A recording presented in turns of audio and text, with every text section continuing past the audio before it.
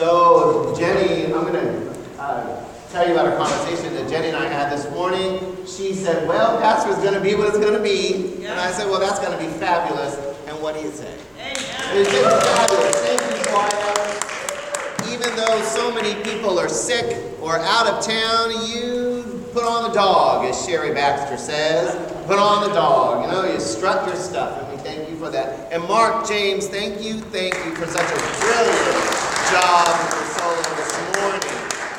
So another thing is, you know, I always keep the door to my office open just a little bit so I can check up on those Sunday school people, because their teacher always brings such wonderful things to talk about. And this morning they talked about what I was going to talk about in the sermon. So I'm going to shift gears a little bit because they're talking about Jesus, the incarnation of Jesus. Now that's a fancy theological term for saying God becoming flesh, God becoming one of us through the life and ministry of Jesus, right?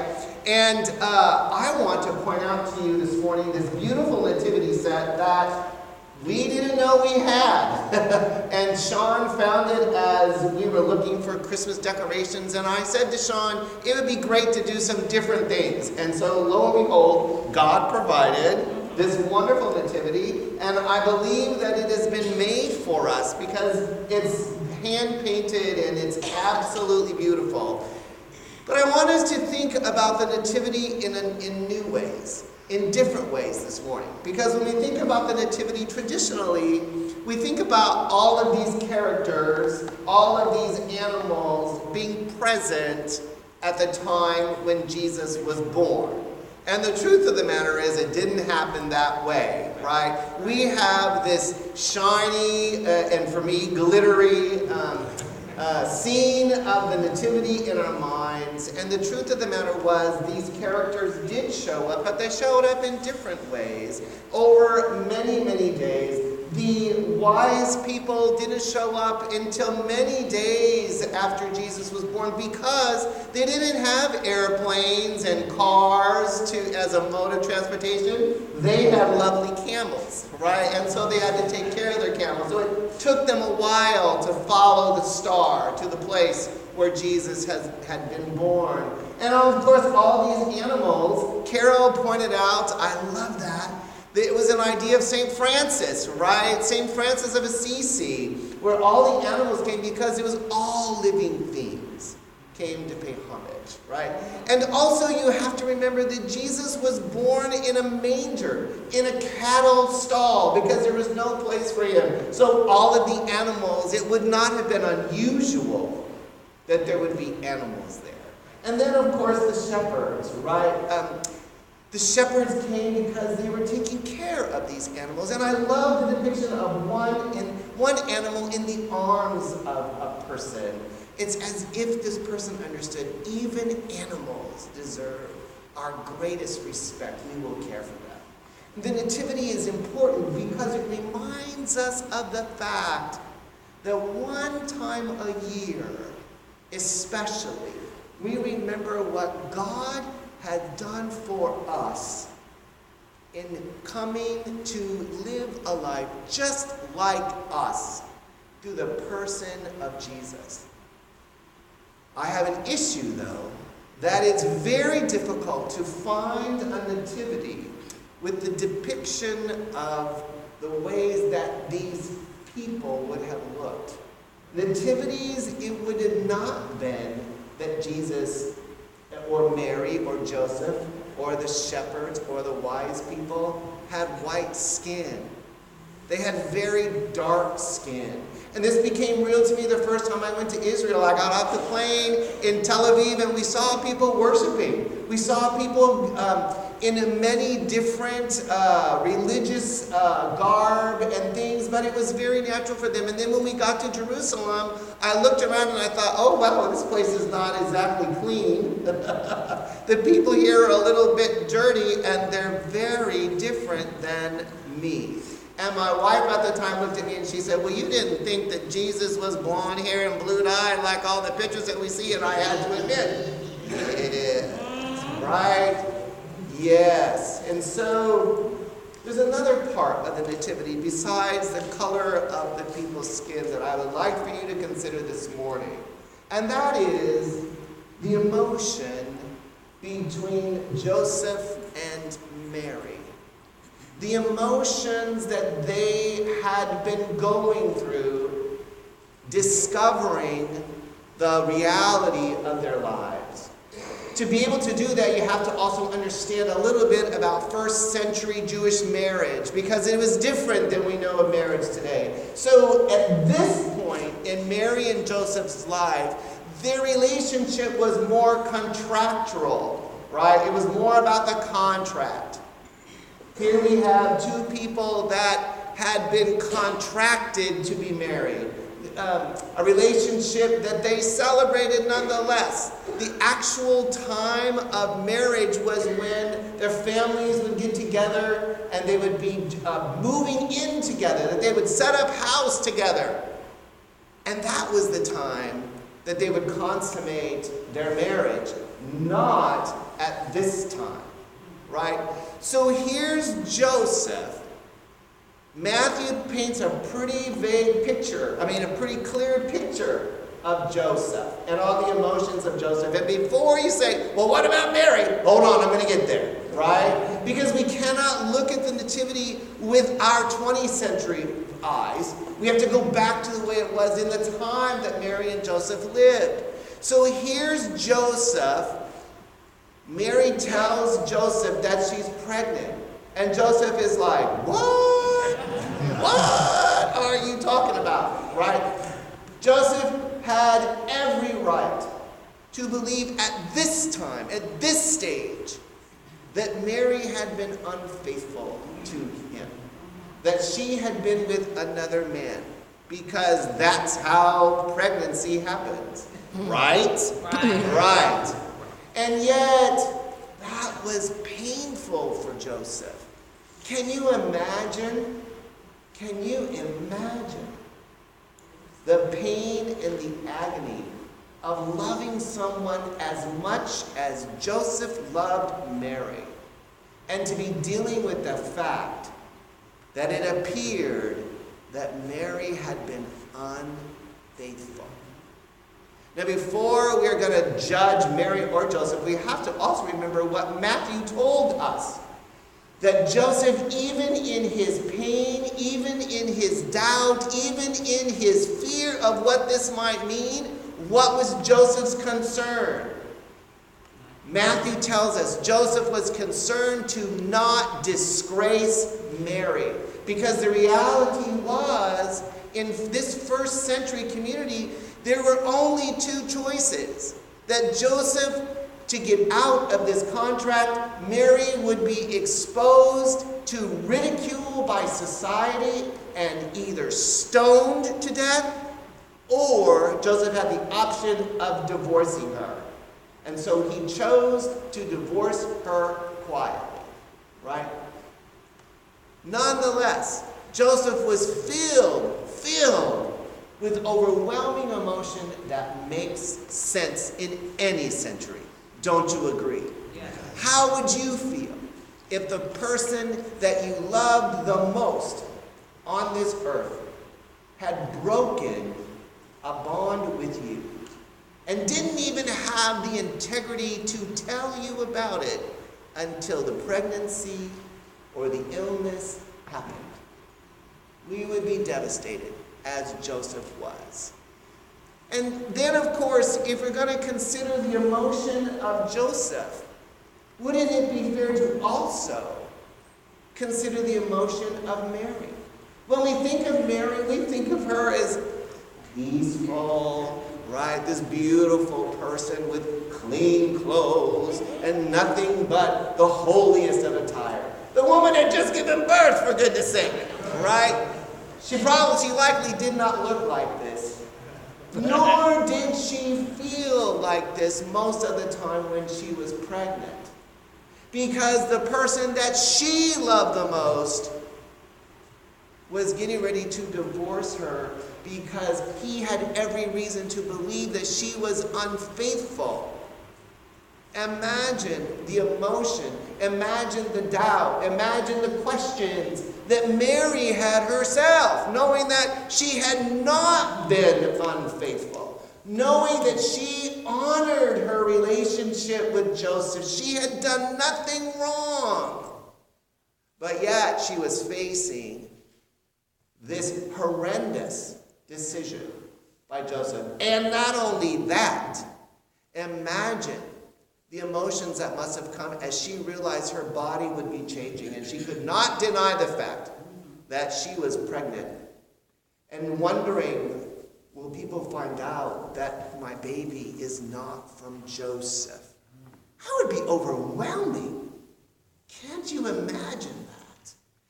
So this holy family is a family like most of us. What we discover in the Nativity is people who are human, with human emotions, with human realities that can be devastating. And yet, at the same time, the mystery of this relationship to me is that they stayed together. Think about how in this day and age, we react when we feel someone has been unfaithful to us. Anybody has been unfaithful to us. Anybody has not kept their word.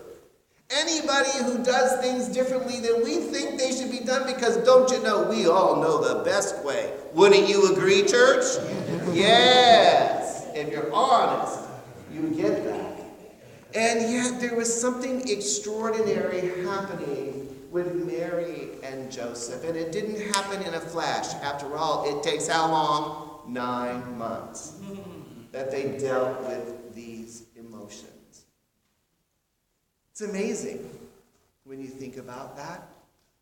Matthew's story of the birth of Jesus gives a lot of details, but I'm grateful that Matthew gives us the emotional details. You have to see within his story the emotions that are happening in the Nativity, because these are real people. They're not just people in a stained glass window. They're not characters in a stage play.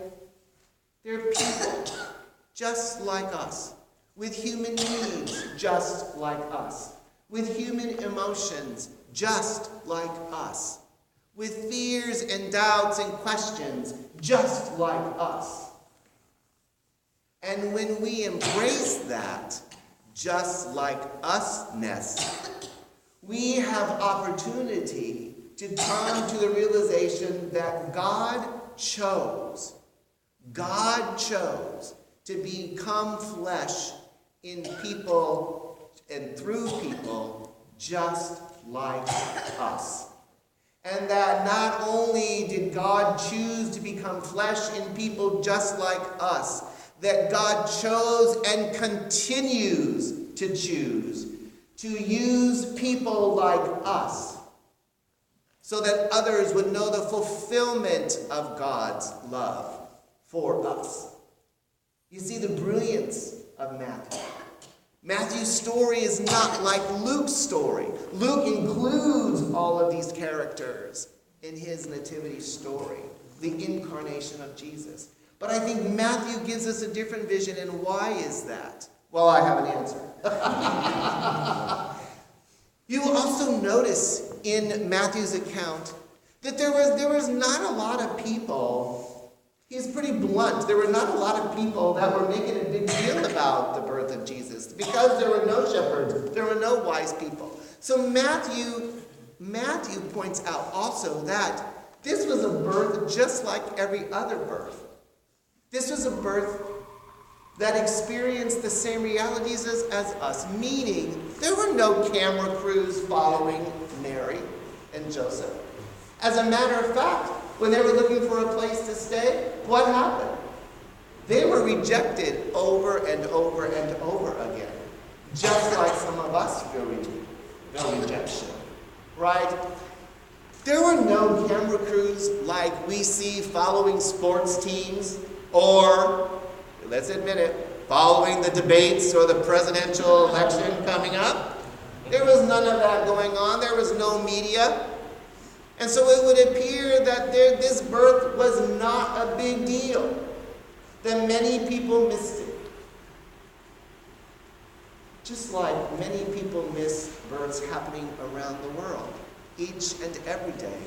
This birth was not exceptional at all in our human reality. Yet it is a birth that God chose to show up in human form to teach us a way of living. Jesus was born just like each and every one of us was born. Well, sort of. In our day and age, we wouldn't be put in a manger. Many of us are born in a hospital or in our homes. But the baby was put in a manger where animals ate. How amazing is that? How amazing is that? Jesus lived a life just like we live. A life of laughter, a life of sadness, a life of question, a life of doubt, a life of overwhelming realities, happy and sad. And Jesus also died like each and every one of us will die. But the difference is, Jesus didn't stay dead. Jesus didn't stay dead. Jesus rose from the grave. And why is that significant? Because in the resurrection of Jesus, what we realize is that God's intention was for us to not fear death, but to know that we will again come to the reality that we will be with our loved ones again because of the resurrection. But that's another holiday, another story. Let's focus on the birth. I believe that God wants to come in our lives in a new way, each and every day. In a way that whatever we are going through, that we will know the intimacy of God's love for us. As a pastor, I have the joy of hearing what God is doing in your lives. My office this week was filled with people coming in sharing heartbreaks, disappointments, question, and doubt. Nobody comes in when they're experiencing great joys, and so I invite you to. Brian, tell me the things that God is doing in your lives. And they come to be encouraged. They come to be reminded that God has not forgotten them. So my answer to you this morning is that if you are feeling like God has forgotten you because of your circumstances, no, God has not forgotten you. And why is that? Because God came to the reality of an unwed peasant girl who had questions and doubts. God came and God used a father who had fears. This father did not know how to be a parent, just like some of us don't know how to be a good spouse. Some of us don't know how to be good employees. Some of us don't know how to handle disappointments. And so we lean on each other to be reminded that God loves you, that God is with you, God is present with you no matter what you're going through. And if you need a tangible sign of that, we didn't know that there would be soldiers at Fort Lee that would not be with a loved one at Christmas. How amazing that over 70 of those soldiers will receive gifts from MCC Richmond. Isn't that amazing? We didn't know that until this week. Sherry Baxter's been working for a year on this project. I say it's been a year that's been fruitful in many ways, but fruitful nonetheless because 70 people will receive gifts. 70 people will be reminded that they are loved. A gift that they could not imagine would be given to them. Tigger told me an amazing story this morning. I've been trying to get rid of those 3 large pumpkins that we had at Thanksgiving time forever. I've asked everyone, can you use this pumpkin? Oh, no. Kendall, Leslie, and Greg took the pumpkins at our house this week, and we were so glad that they did because they were going to turn them into food. And how amazing. How was it? We haven't done it yet. Oh, okay, that's right. It'll be great, I'm sure. But the church will know. I love it. This morning, Tigger told me that those pumpkins are going to feed animals that are out in the wild that don't have food. And I was like, wow, that's pretty cool. That's pretty cool. We didn't know that last week. We didn't know the plot of the 53 people that came into the food pantry this week. And let me tell you, it was amazing. The doors opened and we were like, whoa! It was amazing. And guess what else happened? They didn't leave. They didn't leave. It was cold outside. It was very cold. And so person after person, as we went and checked up on them, we asked them, do you need anything else? Would you like another cup of coffee? No, we just want to be in this room. Imagine that. Some of these people, their behavior has gotten them into the reality of homelessness. But some, it's just they're low income, or they're between jobs, or they have realities that they're not able to work anymore. Imagine the emotions that they must be feeling during this time of year. And then Tigger came up to me and she said, now the day after Christmas we're going to be open, right? And I was like, what? And she said, Pastor, it's a Thursday. These people will need a place to go.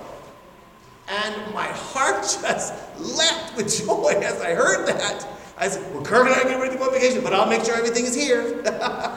What an amazing thing that the people that come to the Vicky Hester Food Pantry and the Lounge will not be turned away the day after Christmas. They will have a warm place to go. They will have food to eat. They will have groceries to leave with because of your kindness and your generosity.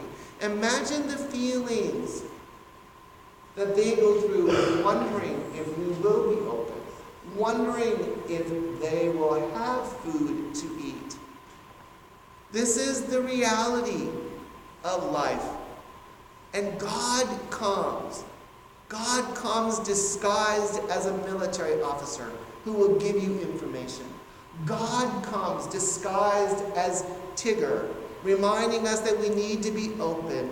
God comes disguised as each and every one of you as you share this good news of God, that God is present in your life no matter the circumstances. And if you are a person that's experiencing tremendous joy this Christmas season, we say, that's wonderful. Share that information. Share the wonderfulness with somebody else. Because lo and behold, you don't have to look very far to see the realities of emotion, of wondering where God is, of wondering how you will find your next meal.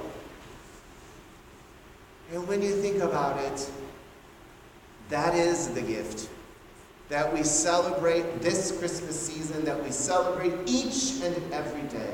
The gift of God's promise to remind us that we are never alone. To remind us that we are always loved. To remind us that we can have questions and doubts because that's part of living. But we don't have to doubt if we are loved in the most complete way that we will ever know love. And that God used Mary and Joseph to bring that reality to us. And that God continues to use you and you and you, including you, Rob Blanford. You, and you, to bring blessing to all people. So share the gift. Share the story in whatever way makes sense for you. And know that God is using you now and always to remind people that they are loved by God and loved by you. Amen? Amen.